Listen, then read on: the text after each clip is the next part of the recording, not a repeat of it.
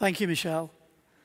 And good morning to all of you here in the big room and those of you who are part of our online campus or microsites. Thank you for joining with us today as we continue in the stories of Daniel.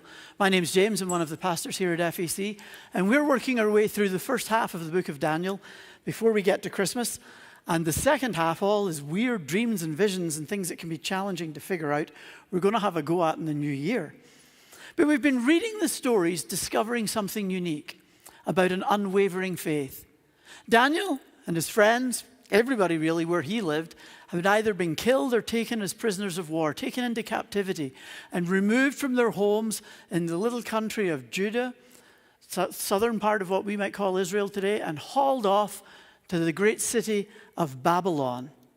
And although they were prisoners of war, things began to change for them, and they got several important jobs in this country. But they had to learn something. They'd lost family, they'd lost property, they'd lost their language, they'd lost so many things. But they didn't lose their God because they discovered that their faith was portable. Just like a suitcase, it could go with them. And God would be with them and would not leave them or abandon them as they put their trust in Him. And all through the book we've been reading so far, in the first 4 chapters, there's been a crazy king, King Neb we called him, who's been having all sorts of stuff going on. But suddenly today when we get to chapter 5, Neb is dead. We don't know how. He's just gone. Nebuchadnezzar dominated the first 4 chapters. He is no more. No reasons given, but somebody else sits upon his throne, a man called Belshazzar. We'll get to him in a few minutes. But for now, I want us to pay attention to what's happening to Daniel and his friends. Their context has changed. Middle Eastern regime change is never a smooth thing at the best of times, and it certainly wasn't back then either. And in many ways, our context as the followers of Jesus is changing too. The pandemic, political polarization, a lack of trust in institutions, the endless scandals that seem to emerge from churches, residential school horrors, a land war resurfaced again in Europe after so long, war in Israel and Palestine, an environmental catastrophe. Things have changed, but Jesus not. In the book of Hebrews, we read that Jesus Christ is the same yesterday, today, and forever. He doesn't change. But if we're going to put our mind towards joining Jesus in what He's doing, then we need to learn about the context we live in, just as Daniel needed to learn about the context he found himself in. Because joining Jesus means that we will be on mission with Jesus. It's like living every single day as though you're on a short-term mission trip, except it's going to last around 90 years. And you've a lot of mornings to wake up and think, Jesus, what are you up to today and how can I join? And as we look and listen and learn within our culture, letting love shape those perceptions, not anger or fear, but love, and letting our perceptions fuel our prayer life, we discover what it means to join with Jesus. Looking, listening, learning. Sometimes it involves asking questions like, oh, where do I live and work? What can I say about these places? What are the things that the people surround me? What do they talk about most of all? What concerns them most? Where is their hurt and pain? Where have hopes been dashed? Why are people so angry? How could you talk creatively to someone about Jesus? One of the things I love to do talking to people about Jesus that I don't know very well or they don't know me is to look at them and discover something about their life that looks like Jesus and simply tell them that. Do you know what? You remind me a whole lot of Jesus. Every single time, I think almost without fail, every single time somebody says, huh, me? How? Oh, well, thank you for asking. It could be the way they love on a child. It could be the welcoming people into their home and into their lives. It could be their generosity. It could be their humility. You think of all sorts of things you could say. How? And off you go. They're asking us to tell them about Jesus. What we're talking about is finding new ways to do old things. That's what Daniel is doing in his story, finding new ways to do old things. In our Vision Weekend, we were talking about some of the things that Jesus did. When Jesus was with farmers, he was talking about seeds. When Jesus was with fishermen, he was talking about fish. When Jesus was at a water well, he was talking to a lady who was also there about living water. Whenever the context changed, he changed his stories and topic of conversation, it seemed, but he was always talking about God's kingdom coming right here and right now, making everything brand new the way that he promised. New ways to do old things. The Apostle Paul, in one of his prayers in Ephesians 20, says this, "Now to him who by the power at work within us is able to accomplish abundantly far more than we could ask or imagine." God can do more, far more, abundantly far more than we could imagine. Maybe we should start praying for a little more imagination and a little more creativity, because the faltering conversations we sometimes have, he says he could do far more, abundantly far more. Would you ask him? So, let's get to Daniel 5. A new king, a drunken feast, mysterious handwriting on the wall, a prophecy of judgment, a city overrun, and a dead king. It's also the chapter where we get two sayings that we use relatively frequently, at least in English. The writing is on the wall, and your days are numbered.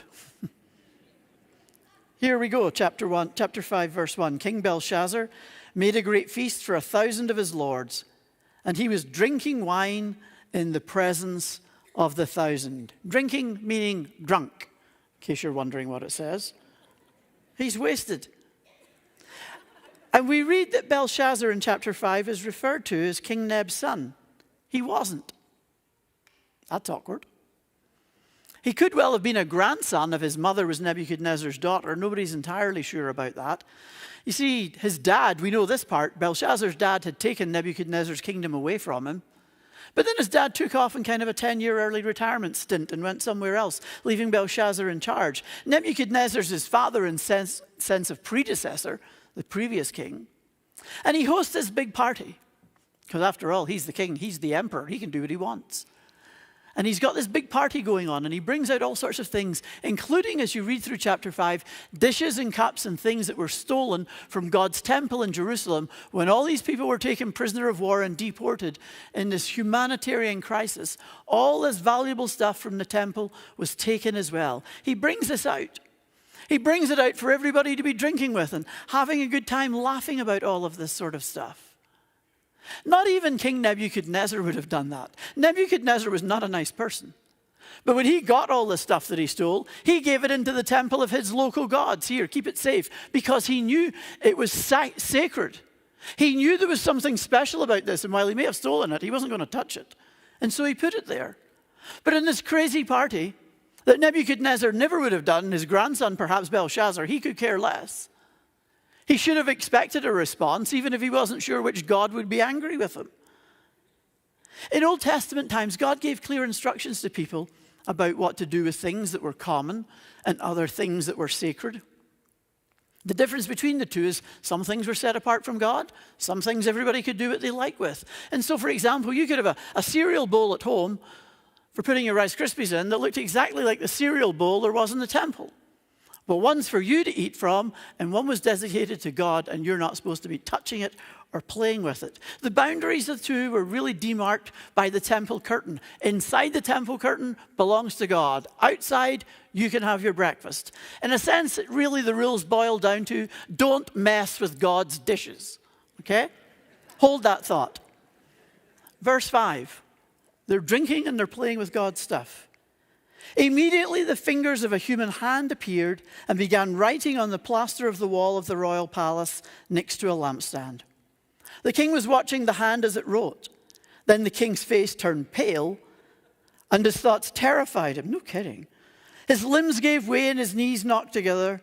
The king cried aloud, "Bring in the enchanters and the Chaldeans and the diviners," and off he goes screaming for help. It's both spooky and funny in a sense.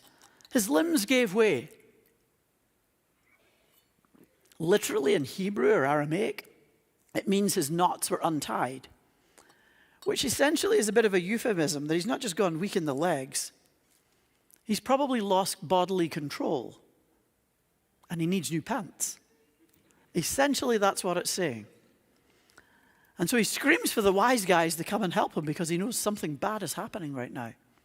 Then the queen showed up, not his wife, as you read about the party, he's got so many wives and they're all there anyway. It's probably his mum, the queen mother. And she recommends bringing Daniel because she remembers the stories of Daniel, the wisest of the wise. He may have come from Jerusalem, but he really knew what was going on. Bring him. He'll know what to do. He'll explain what the next thing should be. And then she says this in verse 12. It's really funny. She says, he can solve problems. At least in my Bible it says that. And in the original language it says, he can untie knots, which is another reference to, even his own mother's making fun of him.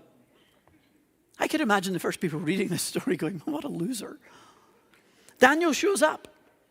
And before he explains a thing to the king, he's plenty of other things to say. Man, he's got bold. He says things like this. God gave your predecessor, Nebuchadnezzar, this kingdom. The power and glory that he had came from God. But he became arrogant and prideful, and so God brought him down. We heard the story last week, going out, living like a beast in the field for a long time. Belshazzar, you're just like him, except you should know better. You should know your own family story. What are you thinking? You have blasphemed and mocked God to his face with your revelry and idolatry. Daniel doesn't hold back. It's a word of judgment. But have you ever paused to consider that God might bring you a word of judgment? That he might have something to say to you that's not very encouraging. That he might want to talk into your life about something that you struggle with. Have you ever wondered that? It's easy to judge others. We know we shouldn't, but we do it. That's easy. But do we ever really take a long, hard look at ourselves? Maybe we should. Now Daniel gets the opportunity to interpret what everything meant that was written on the wall. His job was to explain God's graffiti. Verse 26 begins like this.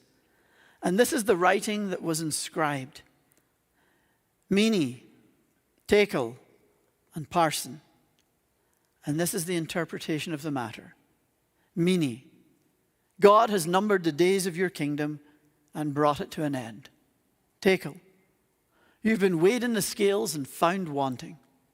Perez, your kingdom is divided and given to the Medes and Persians. Ancient Aramaic functioned very much like ancient Hebrew. And we discovered in chapter 1, the book of Daniel is written in both. It alternates as you go through the book. They use only consonants. Vowels were only added a long time later. In fact, after the time of Jesus, before anybody put vowels into the equation, they were added by a group of scribes called the Masoretic scribes.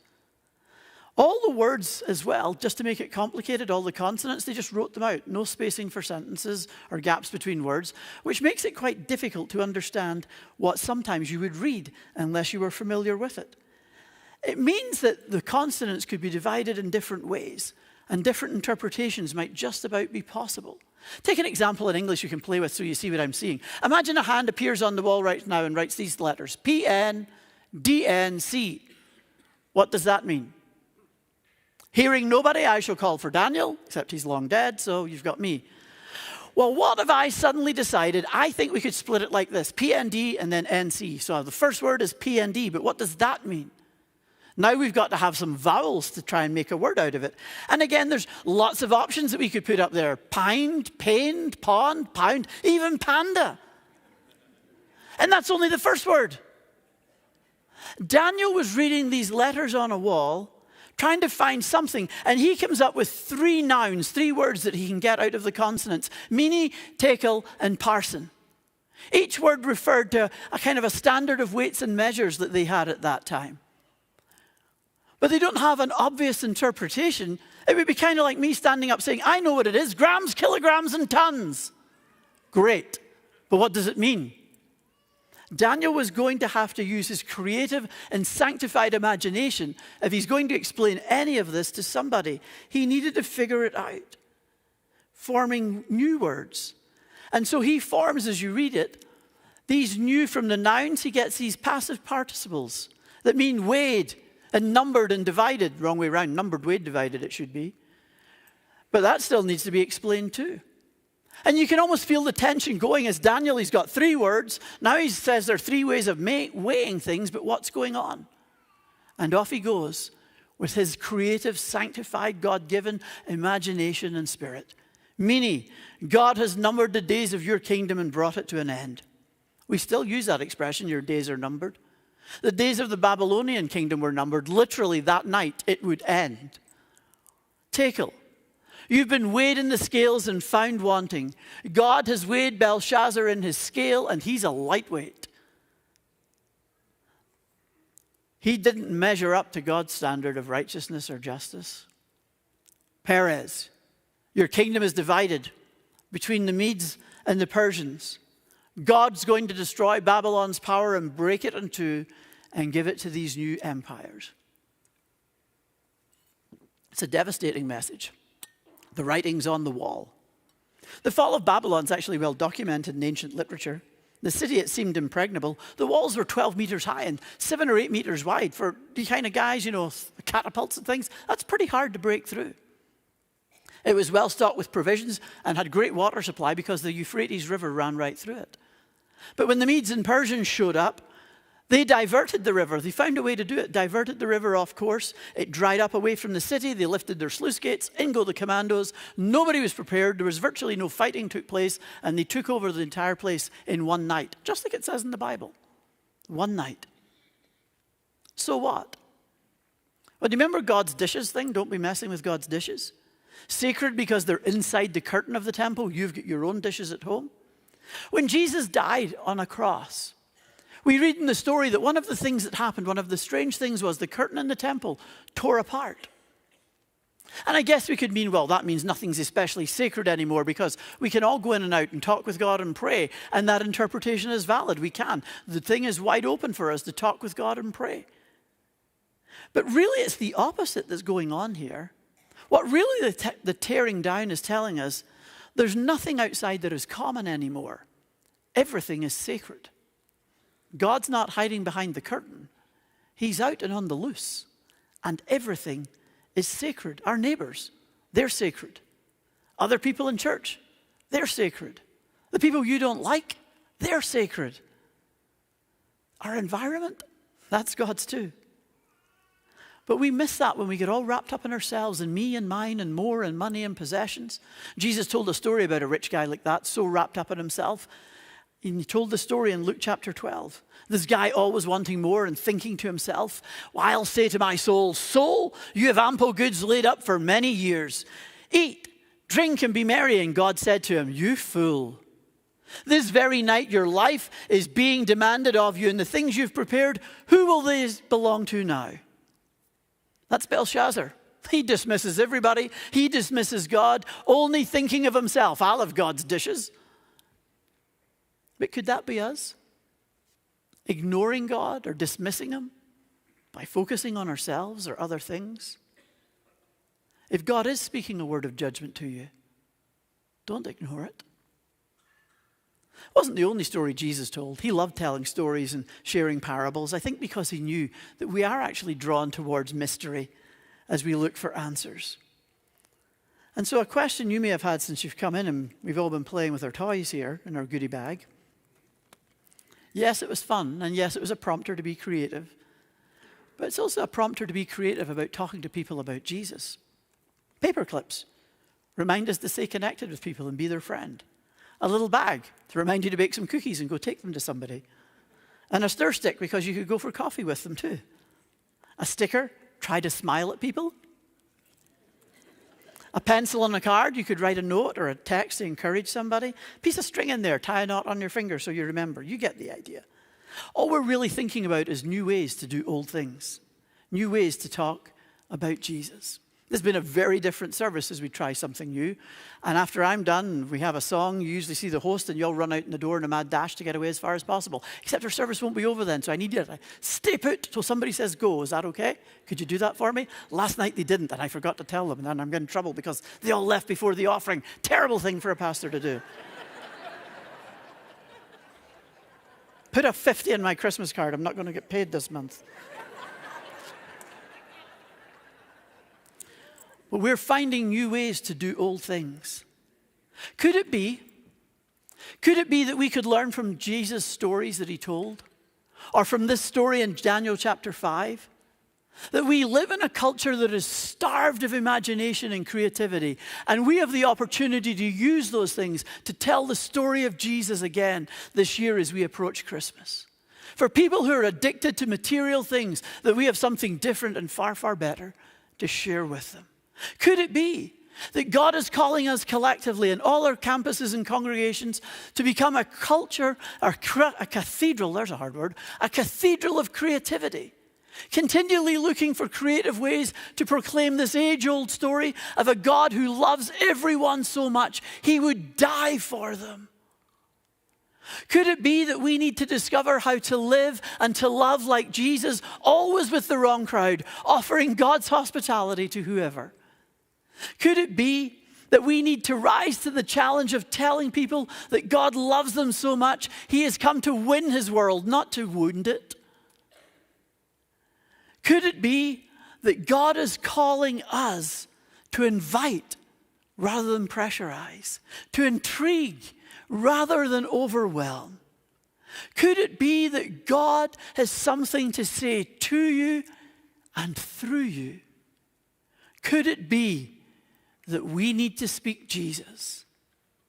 Could it be?